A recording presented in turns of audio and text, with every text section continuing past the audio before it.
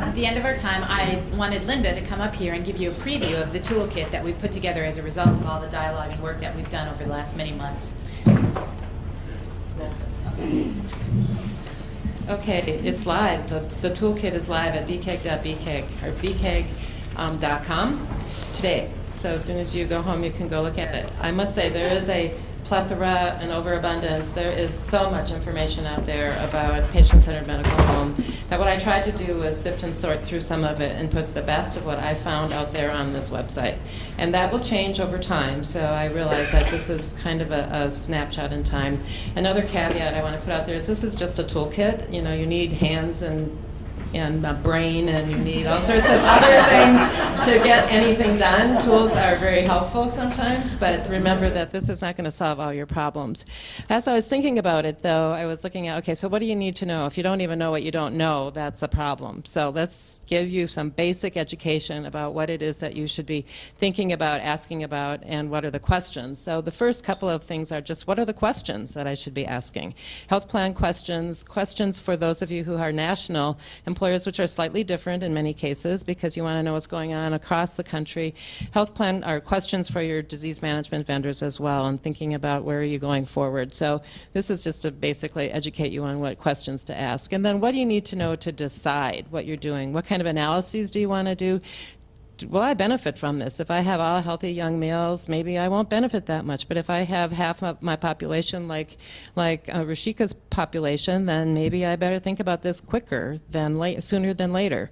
Are there data that I can look at that can help me understand the urgency of this or the value that I might get out of this? And so those are some of the questions in deciding. There are also some examples of employers' successes out there. And then if you want to, and if you feel like it's the right time, make the business case inside your own organization. How do you do that? What evidence do you bring to them? And there's also a plethora of information about ROI, you know, whether or not that sells within your own organization. You have to figure out how to pitch it to your own CFO or whoever is making the decision for you. But there's a variety of ways and models and evidence out there to show you what it is, and how much evidence do you need to make that case. In some organizations, maybe it's 90%, in others it might be 20%. And then what do you do when you want to implement this? How do you go about talking to your health plans about what you want them to do for you, what you do for your benefit plan design? How do you talk to your own employees about what's going on? What do you think about in terms of actual execution and administration of this? There is actually some RFP language in there. There's some language that I think could be turned into an SPD, as was requested at the last workshop. And then there's some contractual language as well. And then I went out to YouTube, and there's all kinds of videos on YouTube. Some of them are just hospitals and providers pitching themselves as wonderful. To get rid of those, and I don't think there are too many of them out there on the YouTube videos, but there are some that really are very basic, good information about what should be included in, and then there's one in particular that has several different patients talking about their own personal experiences and stories in there. So I would just urge you to spend a little bit of time out there.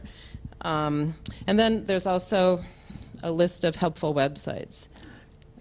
So here's an example of what are some of the YouTube videos, a patient perspective, the PCPCC, which I learned how to say very quickly, the Patient-Centered Primary Care Collaborative, Medical Home for All, which actually is pretty good. I was pleased with that. And then Louisiana and New Jersey Blues and the Academy of Family Practice all have, I thought they were the best of the best right now out there. And then there's a list of additional websites out there. Organizations established and new have cropped up and have put a lot of information out there, and I put the ones that I think are the most substantial, the ones that have probably the most comprehensive information. So that's it for now. And I think, Carolyn, did you want to come up and talk about next steps or where we go from here?